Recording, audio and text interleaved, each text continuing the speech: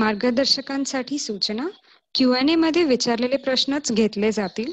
कृपया चॅटबॉक्समध्ये प्रश्न विचारू नये आणि प्रश्न विचारण्यासाठी रेज हँड खाली दिलेल्या रेज हँड या ऑप्शनचा उपयोग करावा. धन्यवाद. नमस्कार. आपल्या सर्वांचे कृषीबोध व किसान संवाद मार्फत आपलं हार्दिक स्वागत आहे. आज फार महत्त्वाचा विषय आपण घेतलेला आहे.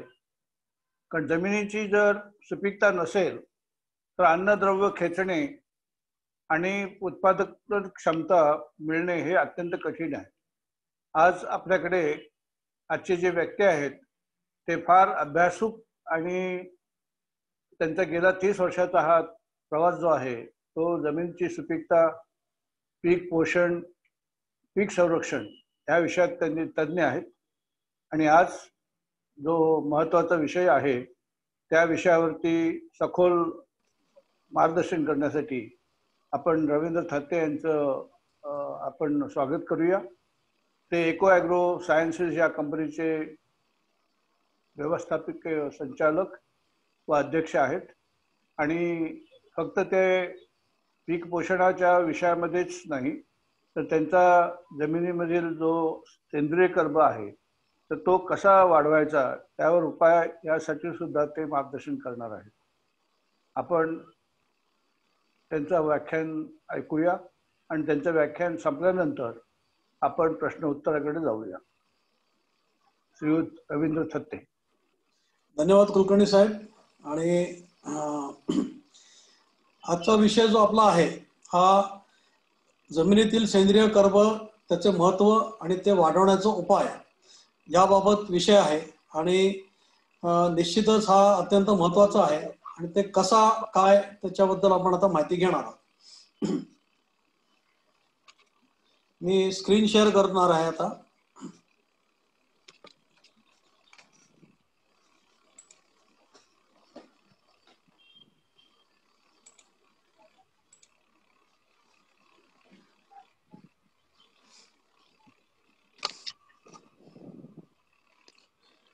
तर जमिनीचं सुपीकतेसाठी सेंद्रिय कर्ब या विषयाची आपण आता सुरुवात करूया.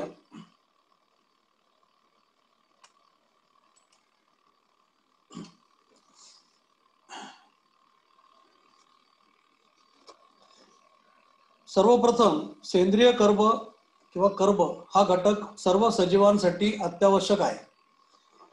आपण जर ह्याची व्याप्ती बघितली तर पृथ्वीवरील सर्व सजीवांमध्ये एकूण 550 अब्ज टन एवढा कर्ब आहे असं शास्त्रज्ञांचं मत आहे.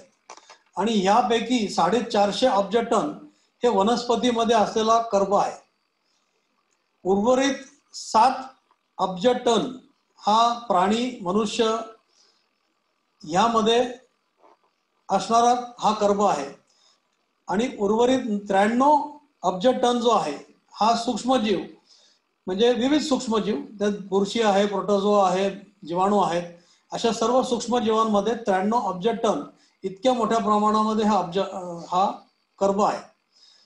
आपण वनस्पतीचा विचार केला तर वनस्पतीमध्ये 80% हे पाणी आहे आणि 20% हा शुष्क पदार्थ आहे. शुष्क पदार्थाचं पृथक्करण केलं तर याच्यामध्ये 17 आवश्यक अन्नद्रव्य आहेत हे आपल्याला माहिती आहे. आता हे सूक्ष्म अन्नद्रव्यांचं किंवा अन्नद्रव्यांचं आपण जर किती प्रमाण आहे हे जर बघितलं तर जे 3 घटक कर्बवायू, प्राणवायू आणि हायड्रोजन हे हे हवा किंवा पाण्यामार्फत येतात. ह्याचं प्रमाण एकंदरीत वनस्पतीमध्ये 96.4% आहे.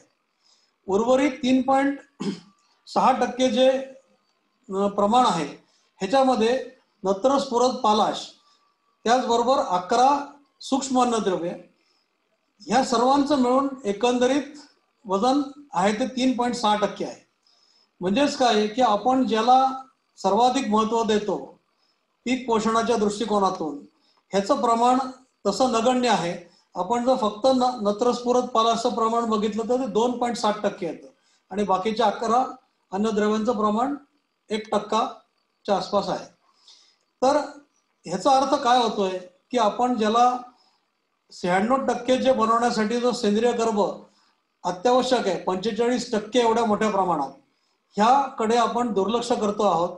आणि त्यामुळे आज हा विषय सुरू करताना हे मांडण्याचा उद्देशच हा होता की आपण ह्याची व्याप्ती समजून घेणं फार गरजेचं आहे.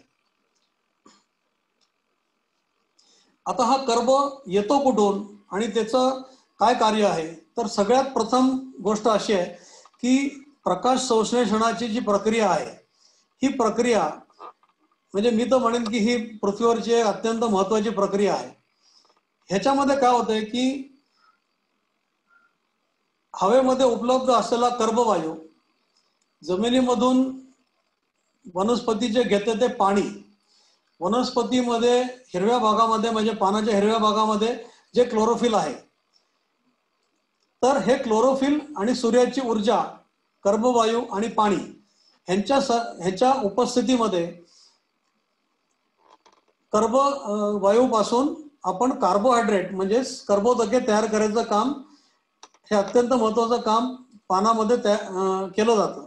आणि ह्याच्यापासून काय बनतं तर शर्करा, पाणी आणि प्राणवायू असे 3 महत्वाचे घटक बनतात.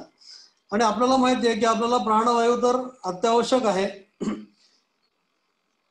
पण शर्करा जी आहे ही शर्करा म्हणजेच कर्बोदके ही वनस्पतीसाठी वाढीसाठी अत्यंत महत्वाची आहेत. सगळ्यात महत्वाचा घटक हे आहे. आणि ह्या शर्करेपासूनच मग बाकीचे अन्न घटकही बनवले जातात. कर्बाचा एक फार महत्वाचा गुणधर्म असा आहे, म्हणजे एकमेव गुणधर्म असं म्हणता येईल की एकमेव असा मूल घटक आहे हा की याच्यापासून अक्षरशः लाखो रेणूंची निर्मिती होते. पिकाची उत्पादकता या कर्बावरती अवलंबून आहे. आणखी एक महत्वाचा मुद्दा मी इथे मांडू शकतो की वनस्पतीच्या जमिनीवरील वजनापेक्षा अधिक वजन हे जमिनीखालील म्हणजे त्यांची मुळं, जीवाणू, कीटक, लहान प्राणी इत्यादी सगळ्यांचं वजन हे जमिनीवरील भागापेक्षा जास्त असते.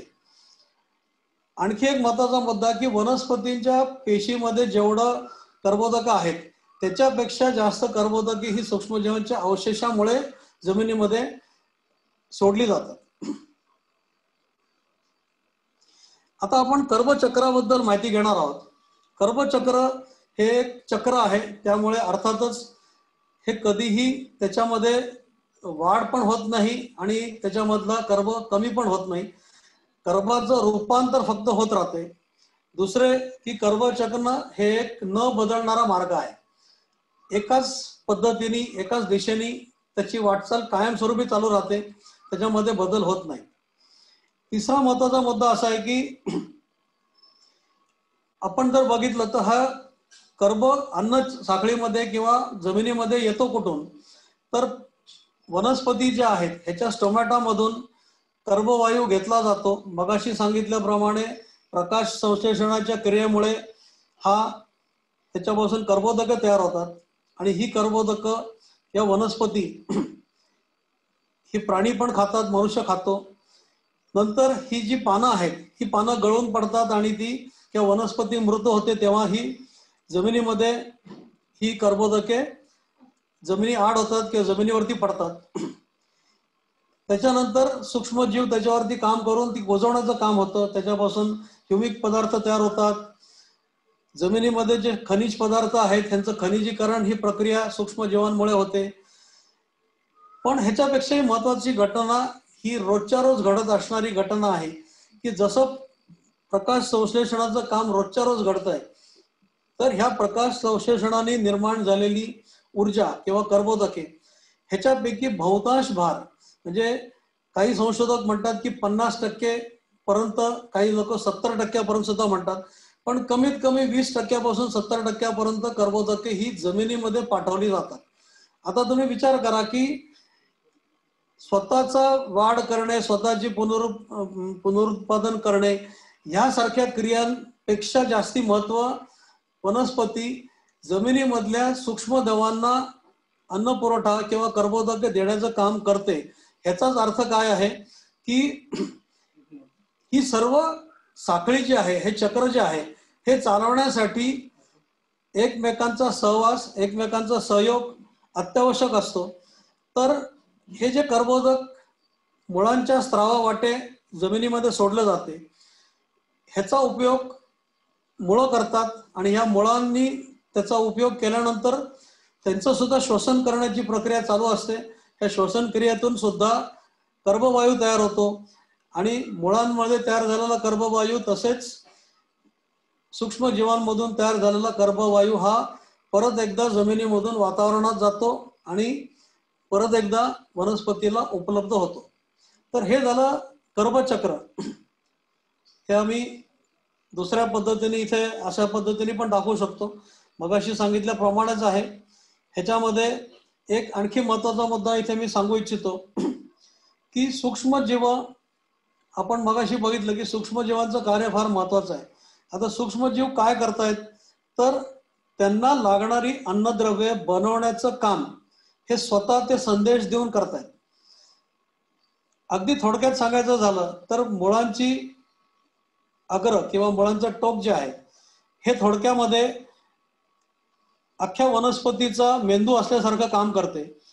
वनस्पती संदेश देते जीवाणूंना की मला हे वनस्पतीला ह्याची गरज आहे आणि वनस्पतीला जे पाहिजे आहे ते काम करण्यासाठी जीवाणू काम करतात. आणि हे विशिष्ट अशी ह्याच्यामध्ये जीवाणूंचं काम आहे आणि ह्या कामामुळे वनस्पतीला अन्नद्रव्य मिळत राहतात आणि म्हणूनच ते एवढ्या मोठ्या प्रमाणात कर्बोदके जमिनीमध्ये सोडायचं काम करतात. आपण थोडक्यामध्ये बघूया की जमिनीमध्ये या कर्बाचा प्रवेश कसा होतो आणि त्याच्यामधून कर्ब बाहेर कसा जातो.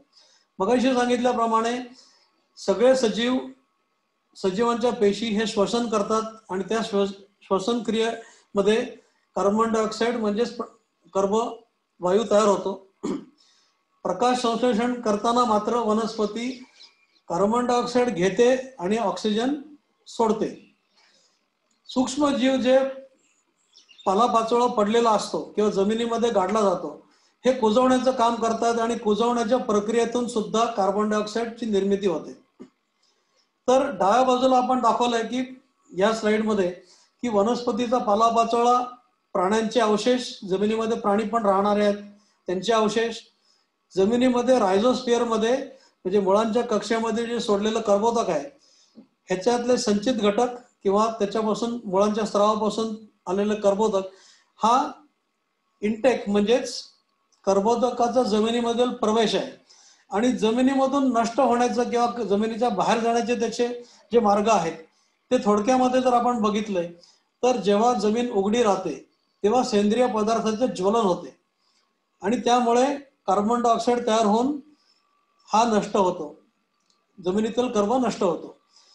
पिकांचा वापर म्हणजे पिकं जे फोटोसिंथेसिस प्रक्रियेमध्ये कार्बन डायऑक्साईड वापरून जे कर्बोदकं तयार करतायत ही कर्बोदकं शेतात राहिली तर त्याच्यापासून ऱ्हास होणार नाही, पण माणसाला किंवा जनावरांना अन्न लागतंय त्याच्यासाठी ते धान्य, कडबा किंवा जे काही वनस्पतीचे भाग आहेत हे जेव्हा खातात तेव्हा तिथे तयार झालेली कर्बोदकं शेताच्या बाहेर जातात आणि म्हणून त्याचा ऱ्हास होतोय. सगळ्यात महत्वाचं की जमिनीची धूप जी आहे ही जमिनीची जेव्हा धूप होते तेव्हा त्याच्यामध्ये जो सेंद्रिय कर्ब आहे मातीमध्ये धरलेला सेंद्रिय कर्ब जो आहे हा पाण्याबरोबर किंवा हवेबरोबर उडून जातोय आणि त्यामुळे सेंद्रिय कर्बाचा ऱ्हास होतोय. ह्याच्या व्यतिरिक्त एक आणखी मेकॅनिझम आहे. सेंद्रिय कर्ब शक्यतोवर जमिनीतनं बाहेर जात नाही, पण तरी देखील जो विद्राव्य स्वरूपातील कर्ब आहे हा काही प्रमाणामध्ये पाण्याच्या निचऱ्याबरोबर बाहेर जाऊ शकतो. आता इथे या स्लाइडमध्ये मी आपल्याला मगाशी जो उल्लेख केला की रायझोस्फिअर, तर रायझोस्फिअर म्हणजे काय तर पांढरी मुळी किंवा मुळीच्या 0.5 मिली ते 5 मिलीमीटर ह्या परिसरातलं क्षेत्र, अतिशय लहान क्षेत्र वाटण्यासारखं आहे, पण मुळ्यांची व्याप्ती जर जमिनीमध्ये बघितली विशेष करून पांढऱ्या मुळीची तर आपल्याला लक्षात येईल की हा पृष्ठभाग जो आहे हा खूप मोठा पृष्ठभाग हा मुळांच्या सान्निध्यामध्ये येतो आणि या कक्षेमध्येच कर्बोदकं जी मुळांवाटे सोडली जातात ही कर्बोदके ह्या रायझोस्पियर मध्ये उपलब्ध होतात. ह्या रायझोस्पियर मध्येच 70%हून अधिक जैविक क्रिया इथेच घडून येतात. कारण जास्तीत जास्त जीवाणू जे आहेत, जास्तीत जास्त सूक्ष्म जीवाणू जे आहेत हे ह्या क्षेत्रामध्येच उपलब्ध आहेत आणि त्यामुळे ह्या जैविक प्रक्रिया घडून येतात. आता आपण विचार केला तर लक्षात येईल की ही जी कर्बोदके उपलब्ध आहेत, ऊर्जेचा जो स्रोत उपलब्ध आहे, ह्यामुळे ही सूक्ष्मजीव या ठिकाणी उपलब्ध होत आहेत आणि त्यांच्यामुळे पुढे काय काय होतं हे आपण आता बघणार आहोत. आता मुळी वाढताना सुद्धा एक गोष्ट होते. आपण जर बघाल तर मुळ्या ह्या कठीण थरामध्ये सुद्धा जाऊ शकतात. जमिनीच्या कठीणपणाला भेदून सुद्धा त्याची वाढ होत राहते. पण हे होत असताना जो मुळाचा अग्रभाग आहे ह्याच्यामधल्या पेशी मृत होतात किंवा त्याच्यातला काही भाग हा घासून घर्षणाने सुद्धा जमिनीमध्ये उपलब्ध होतो. जीवाणू हे खायचं सुद्धा काम करतात. आणि आता दुसऱ्या त्याच्या बाजूला जी स्लाइड दाखवलेली आहे, ज्याच्या आपण मुळांच्या कक्षेभोवती पिवळ्या रंगाचे तंतू दाखवलेले आहेत, हे तुम्हाला परिचित असलेलं मायकोरायझोचे चित्र आहे. आता मायकोरायझो ही बुरशी जी आहे ही खूप मोठ्या प्रमाणात, म्हणजे शास्त्रज्ञांचा अनुमान असा आहे की 700 पट अधिक क्षेत्रफळ, मुळांपेक्षा अधिक क्षेत्रफळ हे मायकोरायझोची बुरशी व्यापते. पण जमिनीखाली किंवा ह्या सूक्ष्म जीवांच्या विश्वामध्ये फुकट काहीही मिळत नाही. जमिनीला मुळांच्याकडून किंवा वनस्पतीकडून जेव्हा ती कर्बोदक घेत आहे त्याच्या बदल्यामध्ये वनस्पतीला ती पाणीचा पुरवठा करतात, त्याला सूक्ष्म अन्नद्रव्यांचा पुरवठा करतात, त्याला स्फुरदाचा पुरवठा करतात.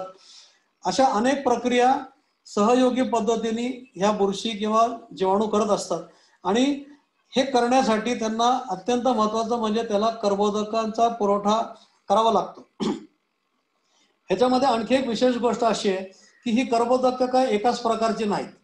कर्बोदकांचा प्रकार वनस्पती आणि त्यांचे सहयोगी जे जीवाणू आहेत ह्यांच्या परस्पर संबंधांप्रमाणे ते जीवाणूंचं कार्य काय आहे किंवा ते जीवाणूंच्याकडून कुठलं कार्य अपेक्षित आहे ह्याप्रमाणे ते स्रावामध्ये पण बदल केले जातात. आणि त्याचं कंपोजिशन म्हणजे त्यातले घटक पदार्थ जे आहेत तर कर्बोदक काही छोट्या प्रमाणात त्याच्यामध्ये सुद्धा अमिनो ऍसिड किंवा नायट्रोजन आहे. पण ह्याचं कंपोजिशन बदलत राहतं आणि हे कंपोजिशन बदलल्यामुळे अतिशय वैशिष्ट्यपूर्ण अशी रिलेशनशिप, एक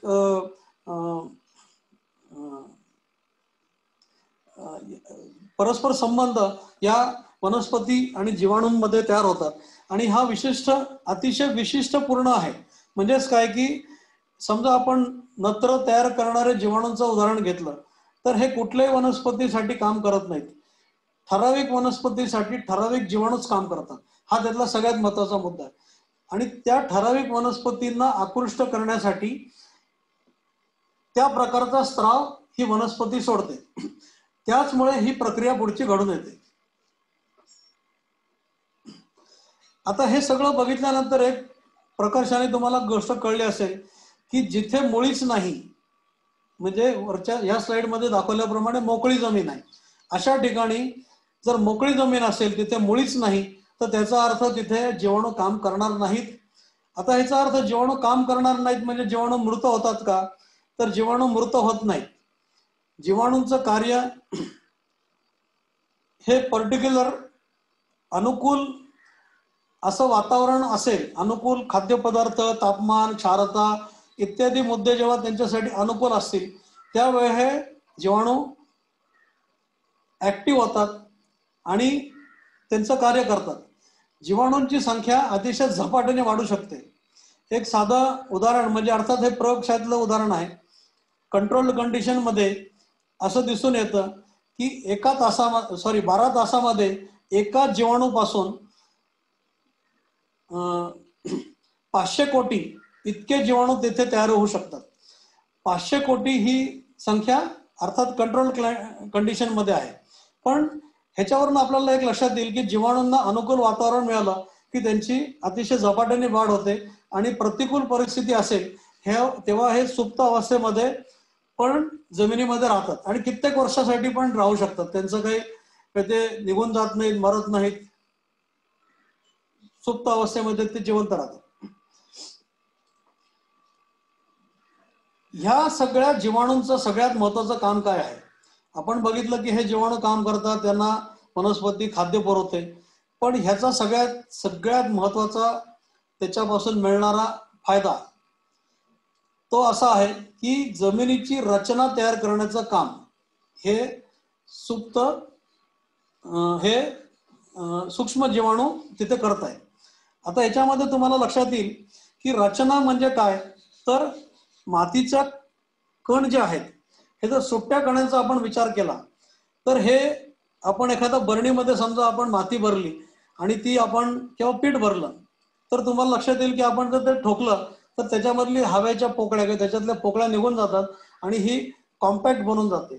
तसंच मातीचं होऊ शकतं. मातीमध्ये जर पोकळ्या नसतील तर त्याच्यामध्ये ना तर मुळं वाढू शकत, ना तर त्याच्यामध्ये पाणी राहू शकत, ना त्याच्यामध्ये हवा जाऊ शकत. त्यामुळे मातीमध्ये पोकळ्या असणं हे अत्यंत गरजेचं आहे. एवढंच नाही तर ह्या पोकळ्यांमध्येच हे जीवाणूचं अधिराज्य म्हणजे ते तिथेच जगतायत. नाहीतर काय आहे की एवढे सूक्ष्म जीवाणू आहेत, पाणी आलं मरून गेले, हवा नाही मरून गेले, असं होतं. पण जीवाणूंना जगण्यासाठी त्यांनी स्वतःचा सोय केलेली आहे की जमिनीमध्ये जे अत्यंत सूक्ष्म पोकळ्या आहेत ह्याच्यामध्ये हे जीवाणू कायमस्वरूपी उपलब्ध राहतात किंवा जिवंत राहू शकतात.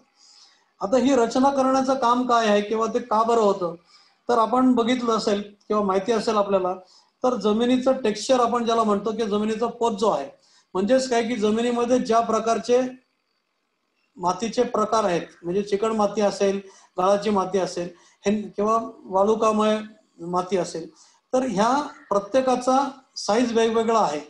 आणि हा आपल्याकडची जमीन आपण म्हणतो की 50% याच्यामध्ये जवळपास चिकण माती आहे. आता चिकण मातीचे गुणधर्म काय, खूप पाणी धरून ठेवू शकतं, पण त्यांचं जर रचनाच नसेल, ते जर एकमेकांशी चिकटून राहिले तर ह्याच्यामध्ये ह्या कुठल्याच गोष्टी घडणार नाही. आणि चिकण माती तर इतकी बारीक असते त्याचे कण, चिकण मातीचे कण हे 0.002 mm इतक्या आकाराचे हे कण आहेत. त्यामुळे त्यांची जर रचना झाली नाही, त्यांना जर असं त्याच्यामध्ये जर पोकळ्या राहिल्या नाहीत तर मग ह्या कुठल्याही जैविक क्रिया पुढे घडू शकणार नाही. आता ही रचना करण्याचं काम कोण करतं, तर ह्याच्यामध्ये दोन महत्वाचे मुद्दे आहेत की जो स्त्राव सोडला जातो ह्या स्त्रावामुळे जे जीवाणू आहेत आणि जी बुरशी आहे, ह्या बुरशीचे तंतू काही प्रमाणामध्ये जे स्त्राव सोडतायत त्याच्यामुळे हे कण एकमेकांना जोडायचं काम केलं जातं. दुसरी गोष्ट की ग्लोमॅलिन नावाचा पदार्थ देखील जीवाणू तयार करतो आणि त्यामुळे हे कण एकमेकांना चिकटवण्याचं काम केलं जाते. इवन जो स्त्राव जो आहे हा स्त्राव सुद्धा काही प्रमाणात कणांना चिकटवण्याचं काम करण्यासाठी, म्हणजे त्यातले पॉलिसॅकराइड जे आहेत हे चिकटवण्याचं काम करतात. आणि ते चिकटल्यामुळे एक स्थिर असं रचना जमिनीमध्ये तयार होते जी सहजासहजी बिघडत नाही. बिघडण्याची कारण आपण पुढे बघणार आहोत, पण ही रचना जर नसेल तर तुमची शेती शक्य नाही, एवढं मात्र निश्चित आहे.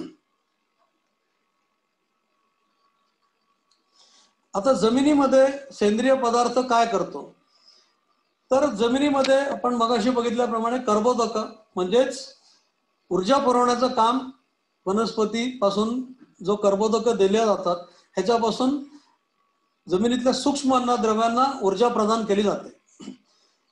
दुसरी गोष्ट की आपण जर मातीची रचना बघितली किंवा त्याच्यामध्ये जमीन भिजते, पाणी पाऊस येतो, खूप मोठ्या प्रमाणात येऊ शकतो आणि ती जर अन्नद्रव्य जी पाण्यात विद्राव्य आहे ही जर धरून ठेवली नसतील तर त्याच्यामुळे अन्नद्रव्याचा साठा नाहीसा होईल. अन्नद्रव्य जर धरून ठेवायचे असतील तर त्याला सेंद्रिय पदार्थ तिथे असणं अत्यावश्यक आहे. म्हणजे जर आपण सीईसीचा विचार केला, जोला आपण कॅशन एक्सचेंज कॅपॅसिटी म्हणतो, तर कॅशन एक्सचेंज कॅपॅसिटी हे तुम्हाला अन्नद्रव्य धरून ठेवायचं काम करते असं आपण धरतो. आणि त्याही पेक्षा महत्वाचा म्हणजे सीईसी जर क्ले जमिनीची चांगली आहे आपण म्हणतो, पण क्ले जमिनीपेक्षाही जास्त कॅपॅसिटी अन्नद्रव्य धरून ठेवायची ही सेंद्रिय पदार्थाला आहे. सेंद्रिय पदार्थामुळे पिकाला कणखरपणा येतो, पीक टिकाऊ टणक अशा रीतीने वाढू शकतं. हे झालं जैविक कार्य. आपण जमिनीचे 3 सगळ्यात महत्वाचे जे कार्य आहेत, ज्याला आपण जैविक कार्य, भौतिक कार्य आणि रासायनिक कार्य असं संबोधतो. तिघांचं कार्य जरी वेगळं वेगळं असलं तरी तिन्ही कार्य तितकीच महत्वाची आहेत. आता मी जे पहिलं सांगितलं ते जैविक कार्य, दुसरं हे भौतिक कार्य. भौतिक कार्य मगाशी बघितल्याप्रमाणे मातीची कणांची रचना करणे, जमिनीमध्ये पाणी धारण करण्याची क्षमता वाढवणे, पोकळ्या असतील तर त्याच्यामध्ये पाणी धरण्याचं काम होणार आहे. आणि त्यामुळे ही भौतिक कार्य सेंद्रिय पदार्थामुळे किंवा सेंद्रिय पदार्थ उपलब्ध झाल्यामुळे सूक्ष्मजीवांनी केलेली गोष्ट आहे. आणि तिसरं म्हणजे औष्णिक गुणधर्म. औष्णिकचा अर्थ काय आहे की तापमान किती. तुम्हाला माहिती आहे की शेवटी सेंद्रिय कर्बाचं प्रमाण जमिनीमध्ये जे आहे त्याप्रमाणे जमिनीचा रंग पण बदलतो. काळी भोर जमीन ह्याचा अर्थ त्याच्यामध्ये सेंद्रिय कर्बाचं प्रमाण चांगलं असण्याची शक्यता आहे. आणि काळा रंग अधिक प्रमाणामध्ये उष्णता शोषून घेऊ शकतो. ज्या जमिनी भुरकट झालेल्या आहेत त्याच्यामध्ये मग जर्मिनेशन होणं किंवा थंड वातावरणामध्ये जर्मिनेशनला अडचण येणं ह्या गोष्टी घडतात. आणि ह्या तिन्ही कार्यापैकी आपल्याला फक्त रासायनिक कार्यच दिसतं किंवा आजपर्यंत शेतकरी फक्त त्याच्याचकडे बघत आलाय. तर त्याच्यामध्ये काय आहे तर तुमचं धन आयन विनिमय क्षमता वाढवते, जमिनीच्या सामूला स्थिर ठेवते. म्हणजे बफरिंग कॅपॅसिटी खूप आहे, त्यामुळे जमिनीचा सामू बदलू देत नाही, स्थिर ठेवते. आणि धन भारित आयनांना पण धरून ठेवते. तर इथे एक फरक मात्र निश्चित आहे की क्ले म्हणजे जे चिकण मातीचे कण आहेत हे CEC चांगलं असेल तर ते धन भारित आयनांना धरून ठेवते. मात्र सेंद्रिय पदार्थ धन आणि ऋण अशा दोन्ही प्रकारच्या आयनांना धरून ठेवते.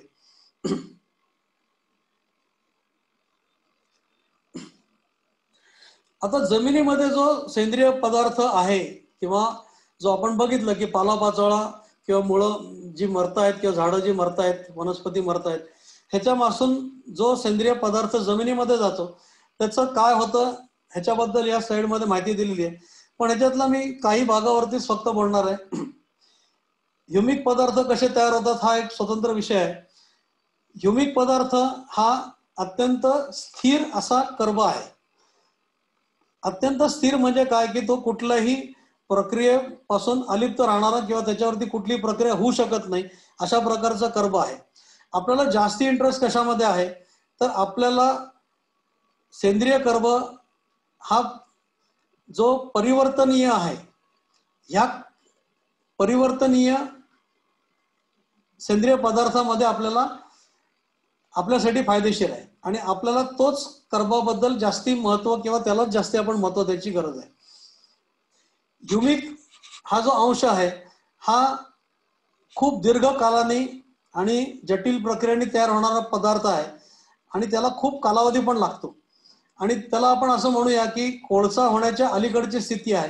त्यामुळे त्याच्यापासून जरी तो एक स्टोर आहे तरी तो नेहमीच्या पीक पद्धतीमध्ये मात्र फारसा उपयोगाचा नाही. सेंद्रिय कर्बापासून जमिनीला होणारे फायदे आपण जर त्याच्यापासून आता सेंद्रिय पदार्थापासून किंवा ऑर्गॅनिक कार्बन पासून काय फायदे होतात हे जर बघितलं तर मगाशी सांगितल्याप्रमाणे सुपीकतेसाठी अत्यंत मूलभूत घटक आहे. सूक्ष्मजीवांची वाढ होण्यासाठी अत्यंत गरजेचं आहे. सूक्ष्मजीव जगणार आहेत कधी जर त्यांना खाद्यपदार्थ मिळाले तर. खाद्यपदार्थ 2 प्रकारचे आहेत. जमिनीमध्ये जे उपलब्ध सेंद्रिय पदार्थ आहे जे कुजवायचं काम ते करणार आहेत हे त्यांचं एक खाद्य आहे. आणि दुसरं म्हणजे त्यांना जे वरतून मुळांच्याकडून मिळणारं जे कर्बोदक आहेत हे त्यांचं ऊर्जेसाठी स्थान आहे. सगळ्यात महत्वाचं सांगितल्याप्रमाणे कणांची उत्तम रचना करण्याचं काम सेंद्रिय कर्ब असेल तर ते होणार आहे. आता याच्यात आणखी एक मुद्दा असा आहे की कोणी म्हणू शकते की माझ्या जमिनीची रचना किंवा स्ट्रक्चर खूप चांगलं आहे आणि त्याच्यामध्ये बदल होईल का, तर निश्चित रूपाने मशागतीने किंवा इतर गोष्टींनी ह्या कणांची रचना बिघडणार आहे, खराब होणार आहे. आणि ती टिकवण्यासाठी तुम्हाला किंवा नवीन कणांची रचना बनवण्यासाठी तुम्हाला सेंद्रिय पदार्थ जमिनीमध्ये असणं अत्यंत गरजेचं आहे. आता पाणी मुरणे आणि धरून ठेवणे. आता पाणी मुरणे हा एक अत्यंत महत्वाचा मुद्दा आहे, कारण आपण जर बघितलं तर आपण ज्याला कोरडवाहू शेती म्हणतो ह्याच्यातला पाऊस कमी पडतो, अनियमित पडतो, ह्याहीपेक्षा महत्वाचा मुद्दा काय आहे की तरी सुद्धा जो काय पाऊस पडतो ह्याच्यापैकी जवळपास 40% पाऊस हा जमिनीमध्ये शिरू शकत नाही, मुरू शकत नाही आणि तो वाहून जातो. आणि त्यामुळे ही जमीन ऍक्च्युली धरू शकते पाणी, त्याच्यामध्ये चांगल्या रीतीने त्यात जर हळूहळू पाऊस पडला तर ती धरून ठेवू शकते. पण तेवढं पाणी धरून ठेवण्याची त्याची जमिनीमध्ये मुरण्याचा जो वेग आहे हा कमी असल्यामुळे तिथे पाणी धरून ठेवण्यासाठी त्याला पुरेसा वाव मिळत नाही. आणि त्यामुळे आपले जे कोरडवाहू शेतीचे जे बरेच अडचणीचे मुद्दे आहेत हे ह्याच्यापासून उद्भवणारे आहेत.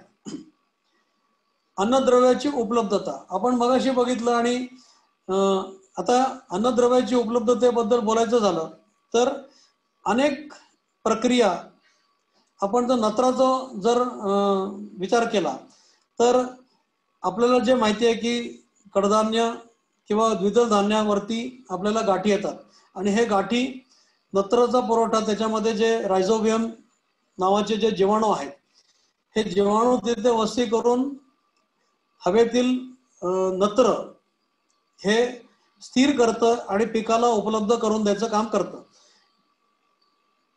त्याचबरोबर जमिनीमध्ये मुक्त अवस्थेमध्ये राहणारे ॲझोस्पिरिलम, ॲझोटोबॅक्टर असे काही जीवाणू आहेत की ज्यांचं कार्य जमिनीमध्ये चालू असतं. ह्याशिवाय मगाशी सांगितल्याप्रमाणे मायक्रोरायझा हा स्फुरद उपलब्ध करून देण्यासाठी अत्यंत गरजेचा आहे. याशिवाय स्फुरद विरघळणारे जीवाणू, अशा प्रकारचे अनेक जीवाणू तिथे काम करत असतात. याचबरोबर जे अन्नद्रव्य नत्रच्या बाबतीत आपण जर बघितलं तर नत्र स्थिरीकरण करणारे,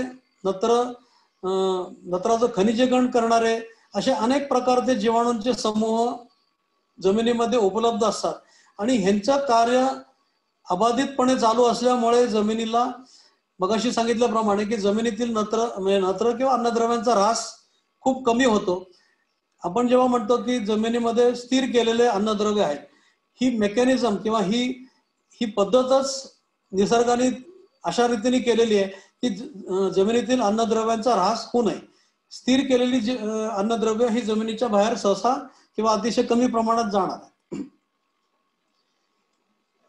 मग अशी बघितल्याप्रमाणे सामू स्थिर ठेवण्यासाठी महत्वाचा कार्य आपले सेंद्रिय पदार्थ करत असतो. मातीचा घट्टपणा कमी करण्यासाठी, मातीला घट्ट न होऊ देणं हे एक महत्वाचं कार्य सेंद्रिय पदार्थामुळे केले जातं. मग अशी बघितल्याप्रमाणे जर सेंद्रिय पदार्थ असेल आणि त्याच्यावरती जर वनस्पती वाढत असतील, त्यांच्या मुळांमुळे जमिनीला धरून ठेवण्याचं काम होणार आहे आणि जमिनीची धूप टाळणार आहे. त्याच्याबरोबर सेंद्रिय पदार्थाचा निचरा होणार नाही. आणि धुपीबरोबर अर्थातच अन्नद्रव्याचा पण निचरा होतो. त्यामुळे सेंद्रिय पदार्थामुळे अन्नद्रव्याचा निचरा टाळण्याचं पण काम केलं जाते. आता ऱ्हास होण्याची कारणं जर आपण बघितली तर उघडी जमीन राहिली की त्याच्यावरती वाऱ्यामुळे, पावसामुळे धूप होणार आहे आणि ह्या धुपीबरोबर सेंद्रिय पदार्थ कमी होत जाणार आहे. दुसरी गोष्ट की उपलब्धता नाही किंवा महाग आहे, या कारणासाठी आपण सेंद्रिय किंवा भर खतांचा वापर कमी केलेला आहे किंवा जवळपास बंद सुद्धा केलेला आहे. त्याचं महत्व इतकं आहे ते आपण पुढे किंवा किती आहे आणि ते ही पद्धत बंद करून आपल्याला परवडायचं नाही हे आपण पुढे बघणार आहोत. पण हा एक महत्वाचा मुद्दा आहे. त्याच्यानंतर अगेन धुपीसाठीच महत्वाचा मुद्दा असा आहे की जंगलतोड, अनियंत्रित चराई हे मुद्दे सुद्धा जमिनीची धूप होण्यासाठी महत्वाचे आहे. त्याच्यानंतरचा मुद्दा जो आहे हा रासायनिक खतांचा अवाजवी वापर. आता रासायनिक खतामुळे काय नुकसान होतं तर रासायनिक खतांचा अवाजवी वापर, अतिरेकी वापर जर केला तर सूक्ष्म जीवांचं कार्य मंदावतं. अनेक लोकांना ही गोष्ट माहिती नाही की सूक्ष्म जीवांचं कार्य चालू ठेवायचं असेल तर त्यांच्यासाठी योग्य कंडिशन म्हणजे जमिनीमध्ये त्यांनी जगण्यासाठी योग्य वातावरण निर्मिती असणं अत्यंत गरजेचं आहे. त्यासाठी जमिनीचा सामू योग्य पाहिजे, जमिनीमध्ये सेंद्रिय कर्बाचं प्रमाण योग्य पाहिजे, जमिनीतील क्षारता योग्य पाहिजे, जमिनीचं तापमान योग्य पाहिजे, अशा अनेक गोष्टी आहेत. आणि ते जर असेल तरच जीवाणू उत्तम रीतीने तिथे राहून वाढणार आहेत आणि काम करणार आहेत. आता रासायनिक खतामुळे ह्याच्यातल्या अनेक गोष्टींची उपलब्धता किंवा त्याच्यावरती डायरेक्ट इफेक्ट सुद्धा करणारे काही भाग होत आहेत किंवा त्याच्यामुळे क्षारता वाढते, असे मुद्दे पुढे येतात. आणि त्यामुळे रासायनिक खतांच्या अवाजवी वापराने सुद्धा कर्बाचा ऱ्हास होतोय.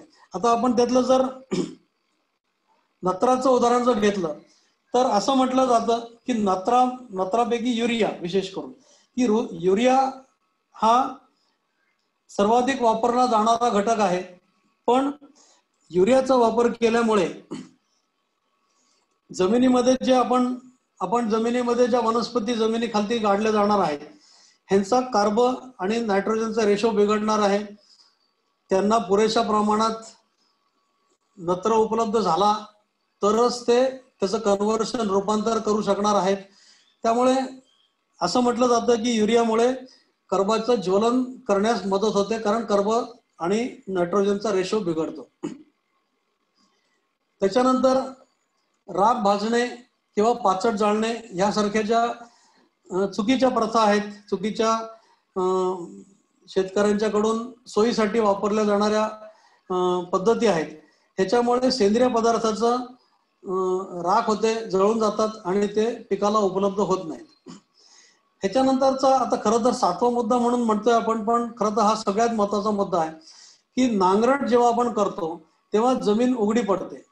जमीन उघडी जेव्हा पडते तेव्हा त्याच्यातील सेंद्रिय पदार्थाचा प्राणवायूशी संयोग होऊन ह्याचं भस्मीकरण होतं. आणि थोडक्यात ऑक्सिडेशन म्हणजे भस्मीकरण झाल्यामुळे ह्याचा ऱ्हास आपल्या उष्ण वातावरणामध्ये अतिशय जलद गतीने होतो. आणि त्यामुळे आपल्याला मशागत कमी करणे हा त्यातला एक सगळ्यात महत्वाचा मुद्दा राहणार आहे. आणि ह्याच्या व्यतिरिक्त काय तर आपण जे धान्य, कडबा वगैरे जे वनस्पती आपण जमिनीच्या बाहेर नेतोय तर हा जैवभार बाहेर गेल्यामुळे ह्याच्यातील सेंद्रिय पदार्थ बाहेर जातोय. ऍटलिस्ट धान्य बाहेर नेलं तर कडबा किंवा इतर अवशेष जे आहेत ते तरी शेतामध्येच राहिले आणि तिथेच कुजले तर तेवढा तरी तुम्हाला जैवभार जमिनीला मिळू शकतो. आणि आणखी एक मुद्दा जो आहे की मगाशी सांगितल्याप्रमाणे की उच्च तापमान आणि कमी आर्द्रता ह्या दोन बाबी अशा आहेत की ज्या सेंद्रिय कर्बाचं विघटन, ऱ्हास किंवा ऑक्सिडेशन करण्यासाठी, जलद गतीने करण्यासाठी महत्वाच्या आहेत. मगाशी सांगितल्याप्रमाणे सेंद्रिय पदार्थाचं भस्मीकरण हे प्राणवायूमुळे होतं. त्यामुळे उघडी जेवढी जमीन राहणार आहे, मग ती मशागत असेल, नांगरट असेल किंवा तुम्ही ओळीमध्ये जी जागा मोकळी सोडताय, या सगळ्यामधून जे तिथे सेंद्रिय पदार्थ आहे ह्याचं विघटन किंवा भस्मीकरण होणार आहे आणि ते उपलब्ध होणार नाही. आता मोकळ्या 2 ओळींमध्ये आपण जेव्हा विचार करा की आपण जे अनेक शेतकरी शेणखत टाकतात किंवा इतर आणखी सेंद्रिय पदार्थ टाकतात, ह्याचं भस्मीकरण फार जलद गतीने होणार आहे. हे खत जमिनीच्या आडच होणं फार गरजेचं आहे. आता उष्ण तापमानामुळे आपल्या देशामध्ये हा एक आपल्यासमोर चॅलेंज आहे की सेंद्रिय पदार्थाचं प्रमाण वाढवायचं कसं, आपण त्याच्याकडे वळणार आहे. पण त्याआधी मी तुम्हाला एक प्रयोगाबद्दल माहिती देणार आहे. खालती स्लाइडमध्ये तुम्हाला दिसेल की मशागतीमुळे किती सेंद्रिय पदार्थाचा ऱ्हास होतो, हे अक्षरशः डोळे उघडणारी गोष्ट आहे. इथे दिलेली जो प्रयोग आहे ह्याच्यामध्ये मशागतीच्या पद्धतीने 19 दिवसानंतर केलेल्या पृथक्करणामध्ये त्यांना किती ऱ्हास झालाय, किती किलो प्रति हेक्टरी ऱ्हास झालाय हे ते दाखवलेलं आहे. पलटी नांगराने 4300 किलो इतकं सेंद्रिय पदार्थाचा ऱ्हास झालेला आहे. आणि शून्य मशागत पद्धतीमध्ये अर्थातच शून्य सेंद्रिय पदार्थाचा ऱ्हास झालेला आहे. आणि बाकीचे आकडे तुमच्या समोर आहेत. तर मशागत टाळणे हा त्याच्यातला एक सगळ्यात महत्वाचा मुद्दा राहणार आहे की आपल्याला सेंद्रिय पदार्थ जर जमिनीत वाढवायचे असतील तर मशागतीच्या पद्धती बदलणे अत्यंत गरजेचं आहे. आता आपण इथे बघणार आहोत की वाढवण्याच्या काय पद्धती आहेत. तर तुमच्या जमिनीमध्ये सेंद्रिय पदार्थाचं पातळी किती आहे, प्रमाण किती आहे, ह्याचा विचार न करता देखील एक गोष्ट निश्चित आहे की तुम्हाला दरवर्षी सेंद्रिय पदार्थाचा वापर करणे गरजेचं आहे. कारण ऱ्हास चालूच आहे, त्या अर्थी तुम्हाला जमिनीला सेंद्रिय पदार्थाचा खुराक देत राहणं सुद्धा गरजेचं आहे. दुसरं की जेवढे शक्य आहे तेवढे जमिनीमध्ये पिकाचे अवशेष राहू द्यायचे, ते तिथेच कुजू द्यायचे. ह्या पद्धती अवलंबल्या तर बऱ्याच प्रमाणामध्ये सेंद्रिय कर्ब जमिनीमध्ये जाऊ शकतो. मगाशी सांगितल्याप्रमाणे शून्य मशागत करणे हे प्रत्येकाला जमेल नाही जमेल किंवा कोणी किती त्याच्यापैकी भाग घ्यायचा ह्याच्यावरती आपण नंतर बोलूया. पण एक ज्याला प्रमाणित पद्धत आहे तर त्याच्यामध्ये शून्य मशागत ही अत्यंत प्रमाणित केलेली पद्धत आहे. ही अवलंबली तर तुमचा सेंद्रिय कर्बाचा ऱ्हास निश्चित रूपाने टाळता येईल. नंतर धूप टाळण्यासाठी माती उघडी ठेवू नका. आता आपल्या शासनाचं एक घोषवाक्य असं होतं, पाणी जिरवा, पाणी अडवा, पाणी जिरवा. पण त्याचबरोबर ऍक्च्युली हे सुद्धा मानण्याची गरज आहे की माती अडवा, माती तुम्हाला परत येणार नाहीये. तुमच्या जमिनीतली माती वाहून गेली, उडून गेली तर ती काय परत येणार नाहीये. मात्र पाणी गेलं निघून तर एक वेळ तुम्हाला पुढच्या पावसामध्ये किंवा पुढच्या वर्षी परत मिळणार आहे. तर त्या दृष्टीने मातीचा ऱ्हास, माती टिकवून ठेवणे ही संपत्ती आहे तुमच्या निसर्गाने आपल्यासाठी आणि तुमच्या वडिलोपार्जित तुमच्यापर्यंत जी आलेली आहे टिकवून, तिचा ऱ्हास टाळणं अत्यंत गरजेचं आहे. त्याच्यानंतर आच्छादन पिके. आच्छादन पिके म्हणजे जी पिकं मुख्य पिकाबरोबर वाढवली जातात आणि ज्यांच्या वापरामुळे जमिनीमध्ये ती वाढल्यामुळे जमीन आच्छादली जाते. त्याच्यामुळे काय फायदे होतात तर त्याच्यामुळे तापमान नियंत्रित राहते. उघडी जमिनीमध्ये मुळांचं तापमान वाढतं, मुळांचं कार्य मंदावतं. आपला देश उष्ण आहे त्यामुळे 45 डिग्री तर हवेचं तापमान असू शकतं, जमिनीचं तापमान त्याच्यापेक्षाही जास्ती असतं उन्हाळ्यामध्ये. तर त्या दृष्टिकोनातून तुम्ही जर जमीन आच्छादत ठेवली तर तुम्हाला टेम्परेचर कमी राहील, जमिनीचं मुळीचं कार्य चालू राहील, उत्पादकता वाढायला निश्चित रूपाने मदत होईल. तर हा एक त्यातला महत्वाचा मुद्दा आहे. दुसरी गोष्ट की ह्यानी अजैविक ताण कमी होईल. मुळांच्या जैवभारामुळे, आच्छादन पिकांच्या जैवभारामुळे सेंद्रिय पदार्थाची वाढ पण होणार आहे. जैव पदार्थ उपलब्ध झाला की मुळांच्या कक्षेमध्ये असलेले सूक्ष्म जीवांचं प्रमाण वाढणार आहे वगैरे वगैरे. आता ह्याच्या व्यतिरिक्त आच्छादन पिकांमुळे माती घट्ट न होऊ देणे किंवा मातीमध्ये मुळा जेव्हा जात आहेत, मुळांचं पेनिट्रेशन मातीमध्ये जेव्हा होत आहे त्यावेळेला अधिक चांगल्या रूपाने त्याच्यामध्ये हवा खेळती राहणार आहे आणि पाणी त्याच्यामध्ये मुरायचं प्रमाण वाढणार आहे. सगळ्यात महत्वाचा ह्याच्यामध्ये विषय असा आहे की आच्छादन पिकांमुळे तुमची जैवविविधता वाढवणे अत्यंत गरजेचं आहे. आता जैवविविधता काय आहे ते मी ह्याच्या पुढच्या स्लाइडमध्ये दाखवणार आहे किंवा कशा प्रकारे आपण त्याचा विचार करणार आहे. पण एक इथे जो शेजारी दाखवलेला चार्ट आहे ह्याच्यामध्ये तुम्हाला काय दिसेल तर सगळ्यात खालती जे दिलेलं आहे की सगळ्यात कमी सेंद्रिय कर्बाचे प्रमाण कुठे आढळणार आहे तर जमीन उघडी आहे, जिथे पडीक जमीन आहे, उघडी जमीन आहे, इथे तुम्हाला सगळ्यात कमी सेंद्रिय कर्बाचं प्रमाण दिसणार आहे. नंतर मशागत जिथे होते आहे अशा प्रकारच्या जमिनीमध्ये त्याच्यापेक्षा थोडं जास्ती कर्ब सापडणार आहे. जिथे पाचट काठ जाळतो पण पाचट काठ जाळून सुद्धा काही प्रमाणात त्याची न्यूट्रिएंट्स तिथे मिळत आहेत, हे त्याच्यापेक्षा थोडे बरे आहेत. त्याच्यानंतर आपण बघितलं तर जी लाईन मारली आहे त्याच्यानंतर वरती म्हणजे ही आता चांगल्या भागाकडे आपण वळतोय, इथे कर्बाचं प्रमाण वाढलेलं आहे. शून्य मशागत पद्धत वापरली तर कर्बाचं प्रमाण वाढणार आहे. खतांचा वापर ह्याचा अर्थ अर्थातच सेंद्रिय खतांचा वापर आहे. रासायनिक खतं वापरण्याबद्दल पण मी सांगणार आहे, पण इथे अभिप्रेत आहे तो सेंद्रिय खतांचा वापर. त्याच्यानंतर पालापाचोळा अवशेष जे आहेत हे जमिनीमध्ये ठेवणे आच्छादन पिकांचा वापर करणे हे त्याच्यापेक्षा जास्ती कॉन्ट्रीब्यूट करतं, त्याच्यापेक्षा जास्ती सेंद्रिय पदार्थ जमिनीमध्ये उपलब्ध करण्याचं काम ही पद्धत करते. आणि जर तुम्ही काहीच न करता कुरण किंवा गायरान राखून ठेवलं तर त्याच्यामध्ये सर्वाधिक सेंद्रिय कर्ब सापडणार आहे.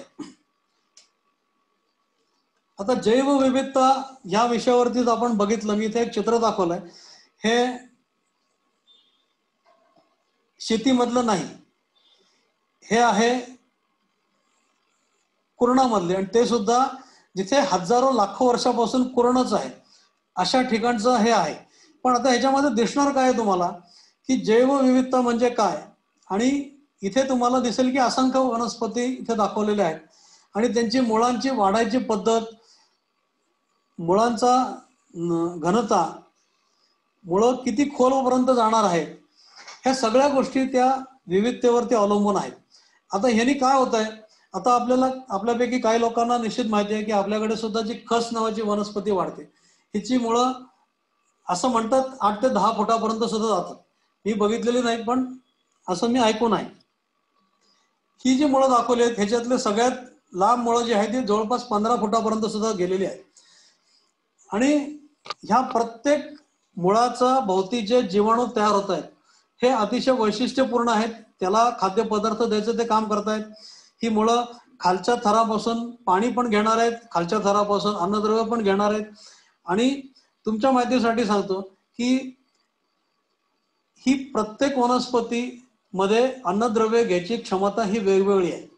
म्हणजे आता एक जस्ट गंमत म्हणून तुम्हाला एक गोष्ट सांगतो की आता अशा प्रकारच्या वनस्पतींचा वापर करायचा विचार किंवा प्रयोग चालू आहे की ज्या काही ठराविक खनिज पदार्थ घेऊन स्वतःच्या शरीरामध्ये साठवण्याचं काम करतात. आता ह्याच्यामध्ये इंटरेस्टिंग गोष्ट अशी आहे की निकेल नावाचा जो अन्नद्रव्य किंवा खनिज आहे, ह्या निकेल नावाच्या पदार्थाचं खनिज पदार्थ खाणीतून काढायचा जो खर्च येतो ह्याच्यापेक्षा अत्यंत अल्प खर्चामध्ये ह्या जो वनस्पती ज्या निकेल साठवणूक करतायत ह्या जो वनस्पती तिथे लावल्या तर ह्यांच्यामध्ये 500 पट त्यांच्या शरीराच्या 500 म्हणजे इतर वनस्पतींच्या 500 पट अधिक निकेल ही वनस्पती घेते. आणि ह्या वनस्पती जर तुम्ही कापून घेतली आणि ते भट्टीमध्ये घातलं तर त्याच्यापासून निकेल अतिशय स्वस्तामध्ये मिळते. तर सांगायचा मुद्दा एवढाच आहे की प्रत्येक वनस्पतीचे गुणधर्म वेगळे आहेत. वेगवेगळ्या ठिकाणून हे थरामधून हे अन्नद्रव्य घ्यायचं काम करत आहेत. आणि हे अन्नद्रव्याबद्दल आणखी एक मी तुम्हाला माहिती सांगू इच्छितो. मगाशी आपण जीवाणू किंवा ह्याच्याबद्दल गोष्ट बघितली. आता काही लोकांना वाटू शकतं की जे आडातच नाही ते पोऱ्यात कुठून येणार, आमच्या जमिनीत काही अन्नद्रव्य उपलब्धच नाहीये.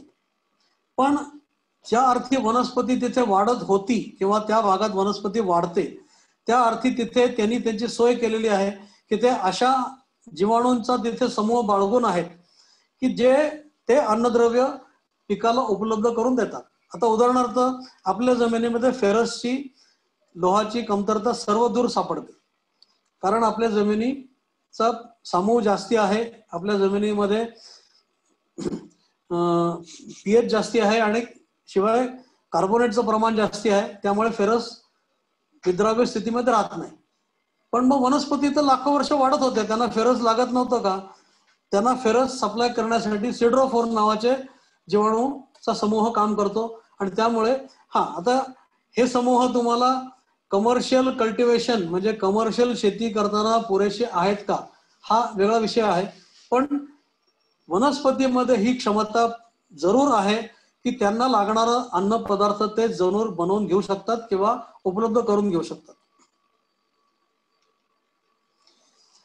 आता एक आणखी विषय असा आहे की सेंद्रिय पदार्थ वाढवण्यामागे 2 उद्देश आपण साध्य करायचा विचार करतो आहे. आता काय झालंय की औद्योगिक क्रांतीच्या अगोदरच आपण कर्बाची पातळी बघितली तर 19व्या शतकाच्या आधी जवळपास 8 लाख वर्ष हवेमधील कर्बाचं प्रमाण हे फक्त 280 ppm होतं. आणि आज औद्योगिक क्रांतीनंतर किंवा जे औद्योगिकरण प्रदूषण जे आहे ह्या सगळ्यामुळे आज सेंद्रिय आपलं कर्बवायूची पातळी हवेतील जी आहे ही 413 ppm एवढी झालेली आहे. दुसरी गोष्ट की कोळसा आणि खनिज तेलाचा वापर मोठ्या प्रमाणात चालू झाल्यामुळे त्याचं ज्वलन चालू आहे आणि त्याच्यामुळे कार्बन डायऑक्साईडची पातळी वाढते असं आपण मानतो. पण खनिज तेल आणि त्याच्यापासून तयार होणारा कार्बन डायऑक्साईड किंवा खनिज तेल आणि कोळसा हे काही नैसर्गिक कर्बचक्राचे भाग नव्हते, पण कार्बन डायऑक्साईड मात्र कर्बचक्राचा भाग आहे. आता हे प्रदूषण रोखण्यासाठी आणि ह्याच्या वाढत्या पातळी ही एक समस्या आहे. दुसरी समस्या आहे की आपल्याला जमिनीमध्ये सेंद्रिय कर्ब पुरेशा प्रमाणात नाही. तर ह्याच्यावरती खरं तर दोन्हीसाठी उपाय एकच आहे की जमिनीमध्ये सेंद्रिय पदार्थांची साठवणूक करा. यांनी तुमच्या हवेतील पातळी पण योग्य प्रमाणात ठेवता येईल आणि तुमच्या जमिनीचं आरोग्य पण सुधारता येईल. आणि खरं बघायला गेलं तर जमीन हीच कर्ब साठवण्याची योग्य जागा आहे. तर जमिनीतील तुम्ही कर्बाची पातळी वाढवली तर त्याच्यामध्ये कृषीमध्ये तुम्हाला खूप सकारात्मक बदल दिसून येतात. आता आपण मगाशी बघितलं की 3 जे आपण जैविक, रासायनिक आणि भौतिक गुणधर्म मातीचे आहेत असं आपण म्हणतो. ह्याला आपण जर उपमा दिली किंवा एक इमेज म्हणून तुम्हाला मी दाखवतोय की एक स्टूल आहे की ज्याला 3 पाय आहेत की जे जैविक, रासायनिक आणि भौतिक आहे. आता झालंय कसं आहे आपल्या शेतीचं आज की त्यातला जो जैविक भाग आहे त्याचा पाय एक जो आहे हा मोडून पडलाय किंवा त्याच्याकडे तुम्ही दुर्लक्ष केल्यामुळे, आपण सगळ्यांनी दुर्लक्ष केल्यामुळे हा एक पाय नसल्यामुळे हे स्टूल आता जमिनीवरती पडले, त्याचा काहीही उपयोग होऊ शकत नाही. शास्त्रज्ञांचं असं म्हणणं आहे की जमिनीमध्ये 2 ते 5% सेंद्रिय कर्ब असायला पाहिजे आणि अशा जमिनीला शास्त्रज्ञ उत्तम आणि सुपीक म्हणतात. आता त्या तुलनेमध्ये महाराष्ट्राच्या जमिनीमध्ये फक्त सरासरी जर बघायला गेलं तर 0.5% एवढीच सेंद्रिय कर्बाचं प्रमाण आहे. आणि हे प्रमाण जर आपण 1.5 ते 2 पर्यंत, मी म्हणत नाही 5% पर्यंत, कारण ती खूप अवघड गोष्ट आहे, वेळ काढू प्रकरण आहे आणि खूप जिद्दीने त्यासाठी प्रयत्न करावे लागतील. पण 1.5 ते 2% पर्यंत जाणं हे सहजासहजी शक्य आहे. दुसरी गोष्ट की कर्बाची पातळी जास्ती असणं हे पण काही आवश्यक गोष्ट नाहीये. ह्याच्यामध्ये सगळ्यात महत्वाचा मुद्दा काय की जमिनीमधील जीवाणूंचं काम सक्रिय रीतीने होणं आणि त्याच्यापासून जे परिवर्तन होणार आहेत, अन्नद्रव्यांची उपलब्धता होणार आहे, ह्या गोष्टी घडण्यासाठी जेवढं सेंद्रिय पदार्थ पाहिजे तो आपल्याला 1.5 ते 2% सुद्धा अतिशय उत्तम रीतीने मिळणार आहे. एक आणखी महत्वाचा मुद्दा असा आहे की सेंद्रिय पदार्थाचं प्रमाण वाढल्यानंतर आपण बघाल तर तुमच्या जमिनीमध्ये अनेक बदल घडणार आहेत, अनेक फायदे मिळणार आहेत. ह्याच्यामध्ये जमिनीमार्फत येणारे रोगराईचं प्रमाण सुद्धा कमी होणार आहे. जमिनीमध्ये अर्थात पाणी धरून ठेवण्याचं प्रमाण वाढणार आहे. असे अनेक फायदे त्याच्यापासून मिळणार आहेत. आता आपण जर समारोप करायचा म्हटला की याच्यापासून मिळणाऱ्या फायद्यांचा जर विचार आपण सारांश रूपाने करायचा ठरवला तर एक गोष्ट त्यातली निश्चित आहे की कर्बचा नष्ट होण्याच्या वेगापेक्षा जेव्हा कर्ब तयार होण्याचा वेग जास्ती असेल तेव्हाच तो जमिनीमध्ये साठवला जाईल. शाश्वत आणि पुनरुत्पादन शेतीसाठी तुम्हाला कर्बाचं प्रमाण वाढवणे अत्यंत गरजेचं आहे. आज आपण शेती करतो आहे पण ही आजच्या एका पिढीमध्येच असं आपल्याला निश्चित दिसून येतं की अजून 3री पिढी याच्या पुढची आपली शेती करू शकेल का. ह्याच पद्धतीने जर आपला ऱ्हास होत गेला जमिनीवरील सगळे जे आपल्याला अडचणी भेडसावत आहेत ह्या अडचणींची वाढ अशीच होत गेली तर 3ऱ्या पिढीला तर निश्चित पुढची पिढी एक वेळ करेल, पण ह्याच्या पुढच्या पिढीसाठी आपण शेती देऊ शकू का, ते शेती करतील का, तर ह्याचं उत्तर खरं तर नाही आहे. आणि ती आपल्याला पुनरुत्पादक ठेवायची असेल, शाश्वत ठेवायची असेल तर आपल्याला जमिनीमधील सेंद्रिय कर्बाची पातळी वाढवण्याला दुसरा कुठलाही पर्याय नाही. जमिनीची पातळी, कर्बाची पातळी वाढली तर जमिनीचे आरोग्य सुधारते. मगाशी सांगितल्याप्रमाणे खूप फायदे होतात. आणि तुम्हाला माहितीसाठी सांगतो की हा विचार आपण जो करतो आहे तर हा विचार करणारे आपण एकटेच नाही आहोत. खरं तर आपण लोकांचं अनुकरण करतो आहे. आज प्रगत राज्य त्यांच्या राज्यांमध्ये म्हणजे फ्रान्स आणि जर्मनी सारख्या राज्यांनी एक उद्दिष्ट ठरवलं आहे की आपल्याला दरवर्षी 0.4% सेंद्रिय कर्ब वाढवायचं आहे. त्यांची कारणं थोडीशी वेगळी आहेत. एक पर्यावरण म्हणजे हवेतील कर्बाचं पातळी कमी करण्यासाठी आणि दुसरं की त्यामुळे आज आपल्याला सकस धान्य मिळणार आहे किंवा आपल्याला अधिक चांगल्या रीतीने अन्नद्रव्याची निर्मिती करता येण्यासाठी हे त्यांचे प्रयत्न चालू आहेत आणि काही वर्षापासून ते हे करत आलेले आहेत, त्यांना त्यात यश सुद्धा मिळत आहे.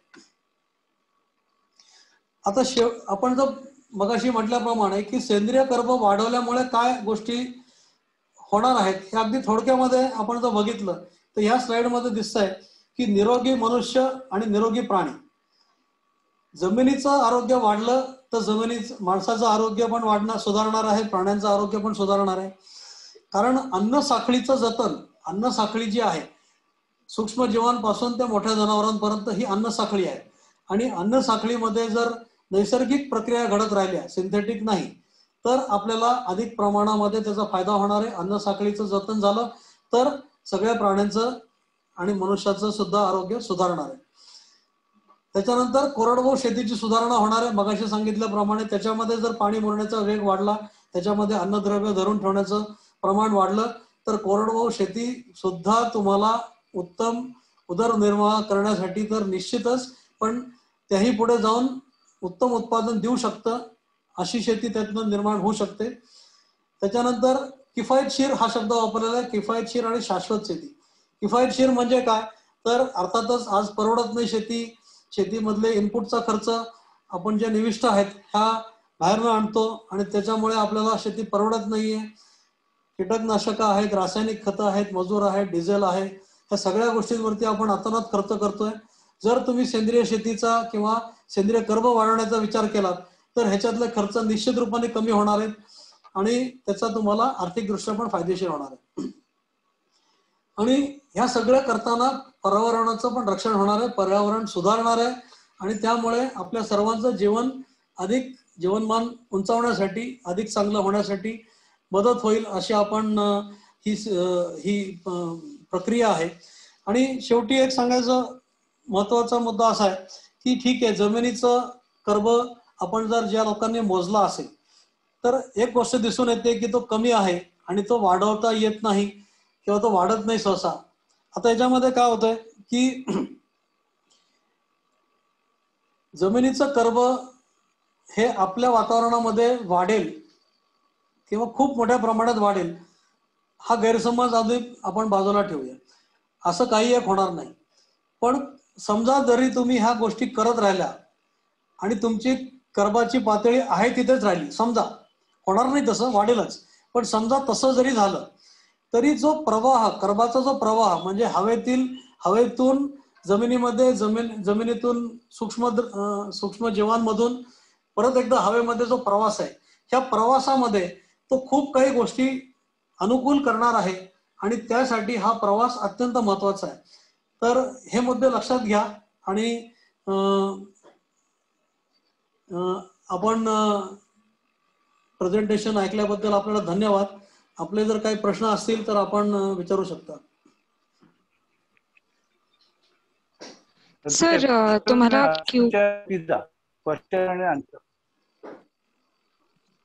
खाली Q&A बटन दिसतंय का सर? हो. हा, तर तिथे 2 प्रश्न आहेत, त्यावरती क्लिक केलं तर तुम्हाला दिसेल.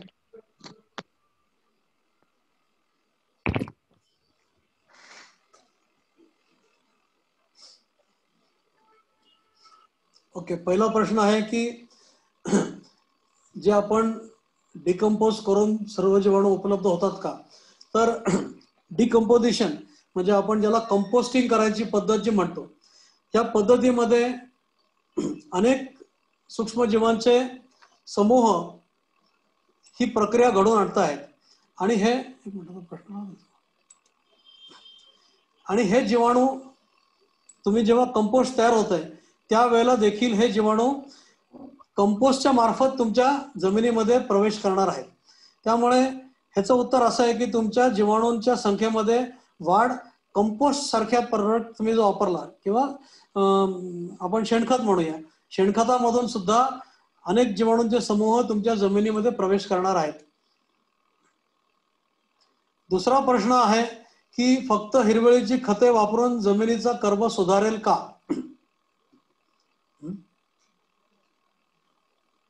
हिरवळीची पिके वापरून जमिनीचा सर्व सेंद्रिय कर्ब सुधारेल का? हिरवळीच्या पिकांनी जमिनीचा कर्ब सुधारण्यासाठी आपण मगाशी बघितलं की कुठलंही वनस्पती जर तुम्ही जमिनी आड गाडणार असाल तर त्यांनी जमिनीतील सूक्ष्म जीवांचं कार्य वाढणार आहे, जमिनीमध्ये सेंद्रिय कर्बाचं प्रमाण वाढायला मदत होणार आहे. पण हे करत असताना आपण समजा फक्त हिरवळीची पिके गाडली आणि परत जमीन उघडी ठेवली तर त्यांनी फायदा होईल का? तर होणार नाही. जमिनीची पिकं, हिरवळीची पिकं तुम्ही जमिनी आड करताना इतर सर्व बाबींचा सुद्धा विचार करणं गरजेचं आहे की जमिनीला मशागत करू नका, जमीन उघडी ठेवू नका, आच्छादन पिकांचा वापर करा वगैरे वगैरे.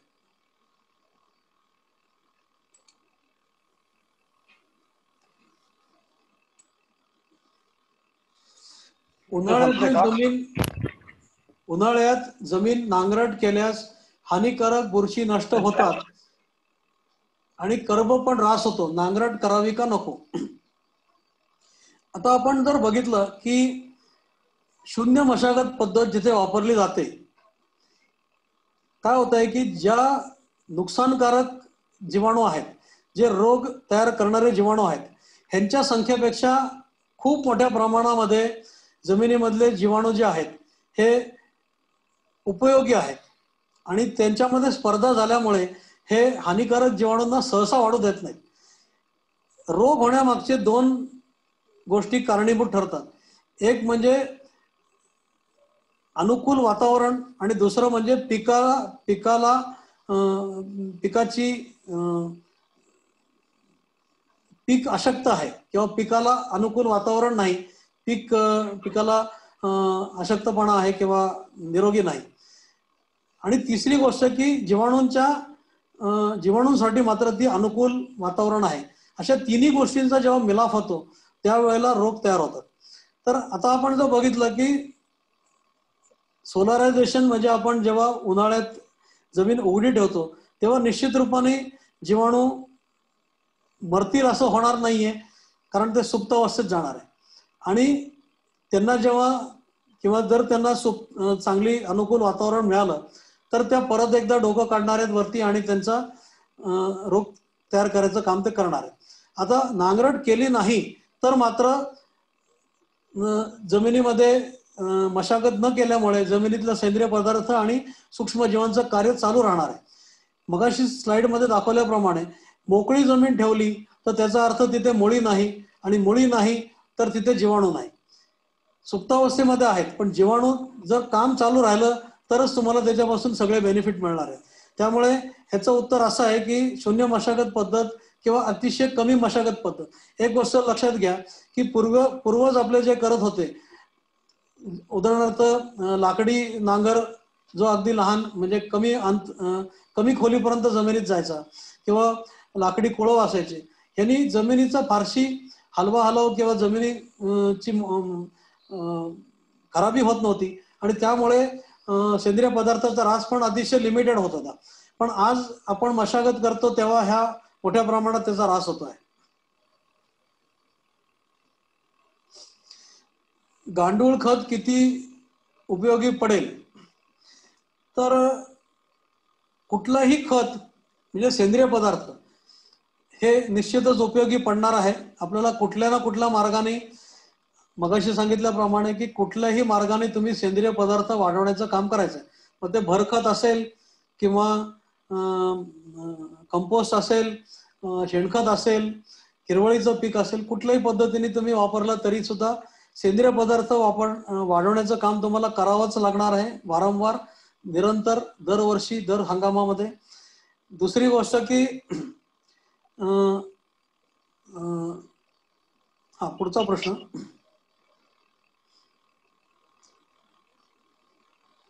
पेरू मध्ये मशागत करावी. पेरू काय आणि कुठलंही पीक काय, बघा हे सगळं प्रेझेंटेशन जे आहे ह्याच्यामध्ये कुठलाही पिकाचा विशिष्ट पीक डोळ्यासमोर ठेवून हे केलेलं नाही. हे प्रिन्सिपल्स आहेत, हे मूळ तत्व आहेत शेतीची किंवा सेंद्रिय कर्ब वाढवण्याची. हे सर्व प्रकारच्या शेतीसाठी तीच लागू आहेत. पेरू असू दे, नाहीतर द्राक्ष असू दे, नाहीतर कपाशी असू दे, कुठल्याही जमिनीसाठी जर सेंद्रिय कर्ब वाढवायची इच्छा असेल तर तुम्हाला तत्व हीच आहे.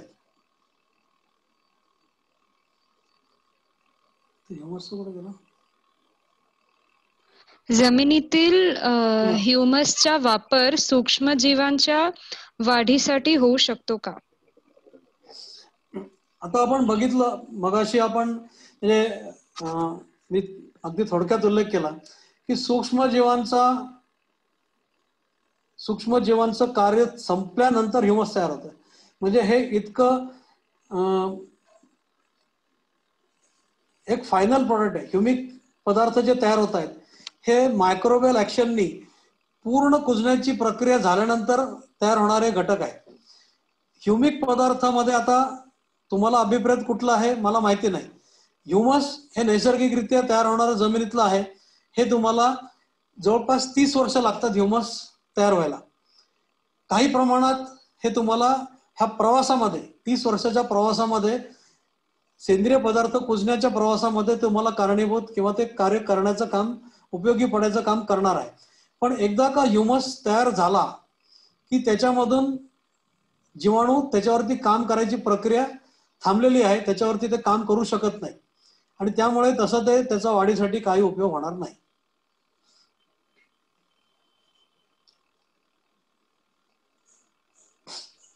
कव्हर क्रॉप साठी कोणती पिके सर्वोत्तम ठरतील? मी गेल्या 2 वर्षापासून वेगवेगळी आच्छादन पिके घेत असतो. माझी विनामशागत शेती आहे. हा एक खरं तर मोठा विषय आहे आणि तुम्ही जर मला मेल केलं तर मी तुम्हाला लिस्ट देऊ शकतो. कव्हर क्रॉप्स सिलेक्ट करताना बघितलं काय जातं की आपण वेगवेगळ्या पद्धतीची मुळं असणारी वेगवेगळे गुणधर्म असणारी पिकांची निवड करायची आहे. आणि माझ्याकडे याच्यावरती पुष्कळ सांगण्यासारखं आहे. पण आता वेळेअभावी आपण मी थोडक्यात सांगू शकतो की वेगवेगळ्या पद्धतीची वेगवेगळे गुणधर्म असलेली पिकांची निवड करायची आहे. ह्याच्यामध्ये कडधान्य असू शकतात, ह्याच्यामध्ये गवतवर्गीय पिकं असू शकतात, ह्याच्यामध्ये कंदवर्गीय पिकं असू शकतात. आणि आपल्याला नेमकं ह्याच्यापासून काय उद्दिष्टाने आपण ती वाढवणार आहोत ह्याचा विचार करून आपण त्याची निवड करायची आहे. एकच आणखी सांगण्यासारखी गोष्ट अशी आहे की जास्ती पिकांची निवड करणे म्हणजे 1 आणि 2 कव्हर क्रॉप्स पेक्षा ह्याच्याबद्दल शास्त्रीय प्रयोग झालेले आहेत. आणि अधिक संख्या म्हणजे 16 पिकांचा वापर केला तर अधिक फायदा होतो अशा प्रकारचा रिसर्च झालेला आहे. 1, 2, 3, 4, 6, 8 अशा करत 16 पिकं एकत्र लावली तर त्याचा अधिक फायदा होतो. अशा प्रकारचा रिसर्च उपलब्ध आहे. तुम्हाला इंटरेस्ट असेल तर तुम्ही मेलवरनं आपण नंतर त्याच्यावरती चर्चा करू शकतो. रासायनिक खतांच्या जीवाणूवर होणार परिणाम याबद्दल सांगावे. रासायनिक खते कशा पद्धतीने वापरावी? हा प्रश्नाचा अधिक दुसरा भाग जो आहे ह्याच्याबद्दल मी सांगतो की रासायनिक खतं वापरायची पद्धत एकच आहे, जमिनी आड करून. रासायनिक खतं जमिनीवरती देण्याची पद्धत ही तुमचा रासायनिक खताची कार्यक्षमता कमी करणारी आहे. त्याच्यापासून खतातले अंश हवेत विरून जाणार आहेत, पाण्याबरोबर वाहून जाणार आहेत आणि जिथे मुळांच्या कक्षेमध्ये पाहिजे त्याच्यापेक्षा इतरत्र पडणार आहेत.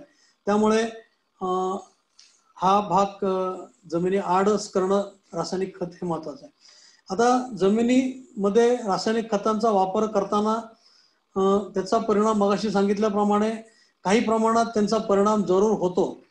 पण रासायनिक खतं वापरावी की नाही असं जर तुम्ही विचार केला तर एक गोष्ट सांगतो की सेंद्रिय कर्ब वापरताना रासायनिक खतं वापरूच नयेत असं मी सांगणार नाही.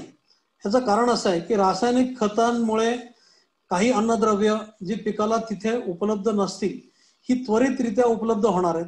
आणि रासायनिक खतामुळे जर तुमचा जैवभार वाढणार असेल, मुळांचा जैवभार, जमिनीवरील जैवभार म्हणजे चांगल्या रीतीने पीक वाढलं तर त्याचा जैवभार वाढला, तर जैवभार वाढल्यामुळे तुम्हाला अधिक प्रमाणात सेंद्रिय पदार्थ तयार होणार आहे.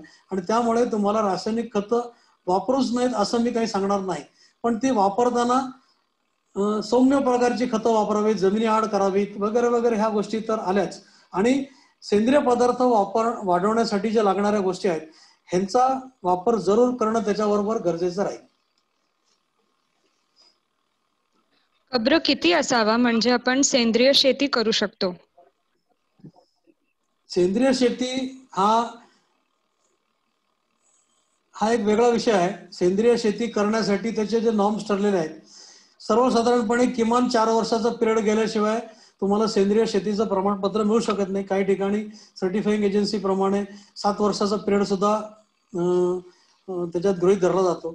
आणि सेंद्रिय शेतीमध्ये मग काय वापरायचं, कुठले पदार्थ वापरणं अलाउड आहे, हे सगळे मुद्दे तुम्हाला विचारात घेऊनच त्याचा सेंद्रिय शेतीचा विचार करता येईल. पण सेंद्रिय शेतीसाठी कर्ब किती असावा हा मुद्दा काही येत नाही. सेंद्रिय शेती ही प्रक्रिया आहे. सेंद्रिय शेतीमध्ये तुम्ही जास्तीत जास्त सेंद्रिय पदार्थांचा वापर करून किंवा शेतीचं प्रक्रिया करून तुम्हाला उत्पादन घ्यायचं आहे. ते रेसिड्यू फ्री किंवा सेंद्रिय पद्धतीने उत्पादन घ्यायचं आहे. ह्याच्यामध्ये कर्ब इतकाच पाहिजे असं कुठलंही सेंद्रिय सर्टिफिकेशन एजन्सीची गरज नसते.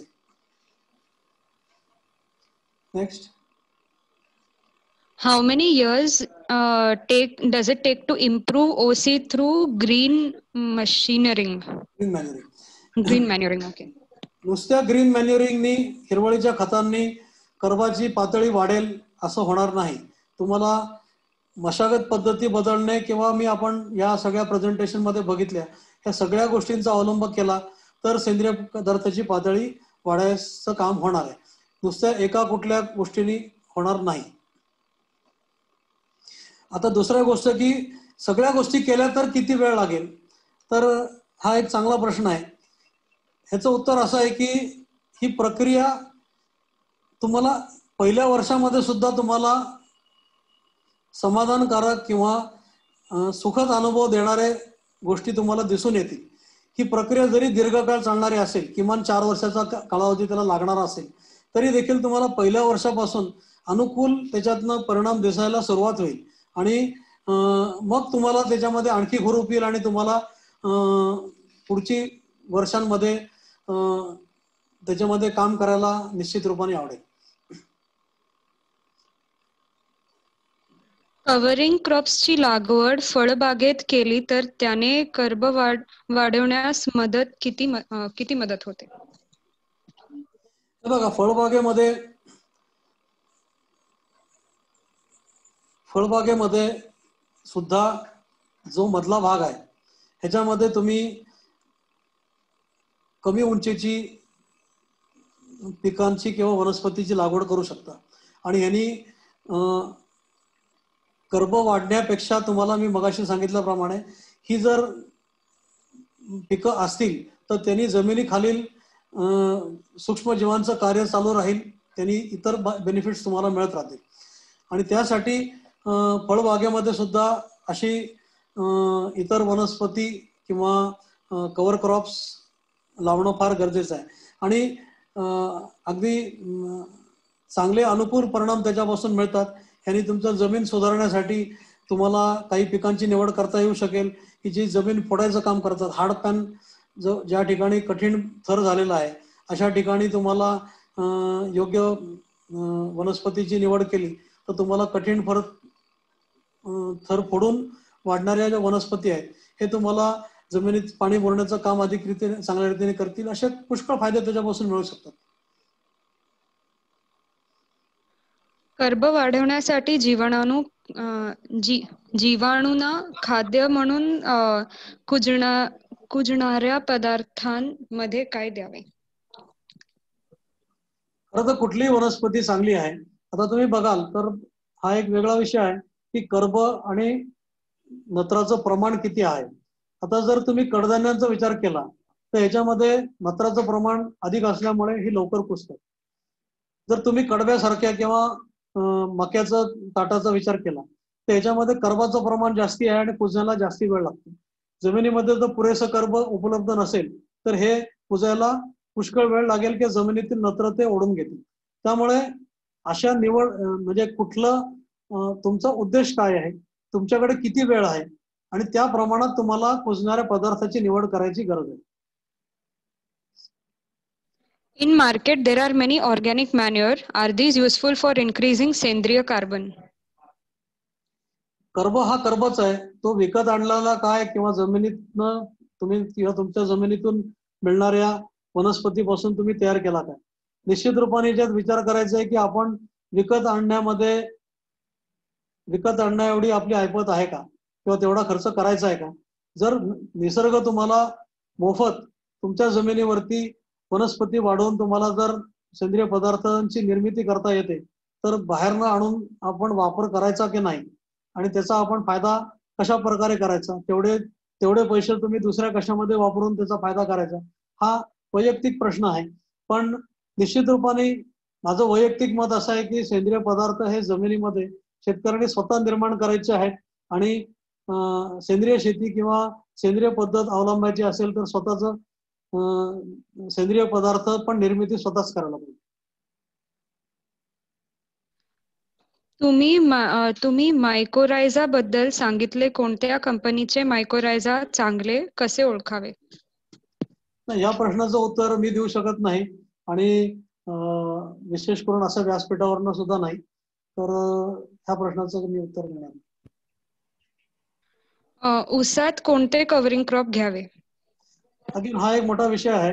ऊसामध्ये सुद्धा पिकाचं सिलेक्शन करताना तुमचे उद्दिष्ट काय आहेत, याच्यापासून काय साध्य करायचं. तुम्ही अगदी कोबी फ्लॉवर पासून किंवा आजही जे आपण ज्याला मिश्र पिकाची शेती म्हणतो, अशा पिकांची सुद्धा निवड करू शकता.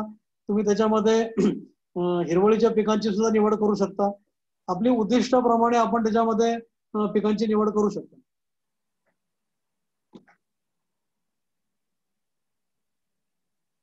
Is it advisable to take trenches or char for new horticultural plantation? Trenches और डिचेस बोथ आर. आपण हा प्रश्न आपण सोडून देऊया, कारण हा आपल्या विषयाला धरून नाहीये.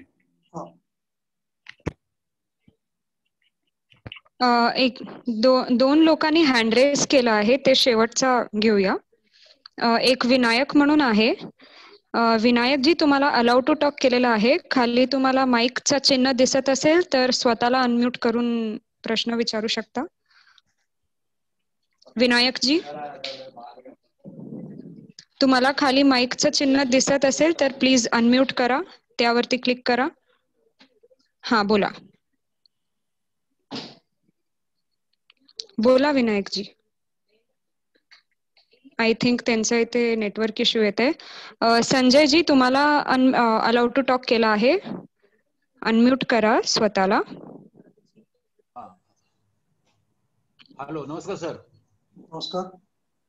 हा, आता आपण सांगितलं की झिरो मशागत पाहिजे, पण आता काय काय आपल्याला सऱ्या पडायला लागतात किंवा रोटर मारायला लागतं, मग अशा वेळी काय करायचं? आपल्याला शून्य मशागत करायची की नाही हा निर्णय आधी घ्यायचा आहे. शून्य मशागत करायची असेल तर त्याला पर्याय उपलब्ध आहेत. बघा, शून्य मशागत करताना, नवीन लागवड करताना टोकून तिथे जमिनीमध्ये डायरेक्टली सीडिंग केलं जातं, किंवा जमिनीत टोकून तुम्हाला रोप लावता येतं, त्यामुळे त्याला मशागत करायला लागत नाही. पण ऊसासारख्या पिकाला सऱ्या पाडणे वगैरे या गोष्टी येतात. ऊसासारख्या पिकाला सुद्धा तुम्हाला शून्य मशागत पद्धत करता येणं शक्य आहे का? आणि मग ते खाली खोलवर कितीपर्यंत हे करावं पाहिजे? समजा जर आपण कोळवणी किंवा हे केलं तर समजा किती मॅक्झिमम मिनिमम किती हे करायला पाहिजे? हे जमिनीच्या मगदरावरती अवलंबून राहील. ऍक्च्युली शून्य मशागत पद्धतीमध्ये तुम्हाला कुठलंच कुळव किंवा नांगर वापरणं. संजयजी, आता आम्ही हा कार्यक्रम झाल्यानंतर त्यांचा फोन नंबर देणार आहोत, तर त्यांचा फोन नंबर घेऊन तुम्ही त्यांना प्रश्न विचारला तर आम्ही आभारी राहू. हो, चालेल.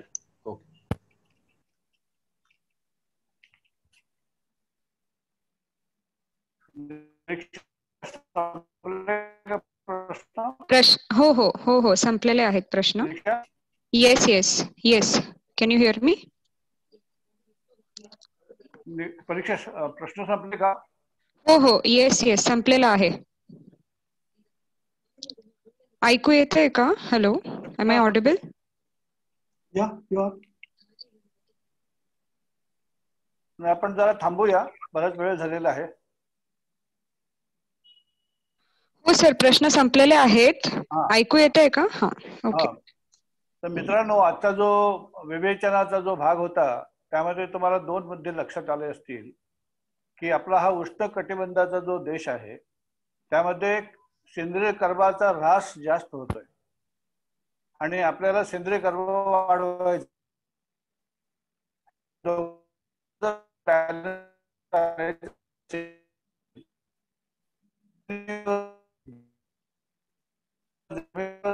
अच्छा आहे. अशा प्रकारची जोड त्याचा कुजवून सेंद्रिय कर्बात जर करायचं असेल तर ते सातत्याने दरवर्षी करायला हवे. आणि आज हा जो सखोल चर्चेचा आपण विषय घेतला होता त्याचा आपण सुरुवात केलेली आहे. आणि जर अनेक लोकांची प्रश्न येत असतील तर ह्याचा दुसरा भाग सुद्धा आम्ही घेण्याचं हे करू शकतो, परंतु तो तुमच्या जितका सहभाग आहे त्याच्यावरती हे अवलंबून आहे.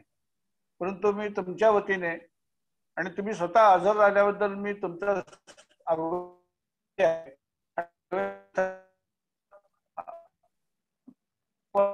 आभारी आहे. पण त्यांनी सखोल विचार ह्या विषयावर केलेला आहे आणि आपण आजच्या वेबिनारचा अर्थ घेऊन मी सर्वांचा रजा घेतो. धन्यवाद.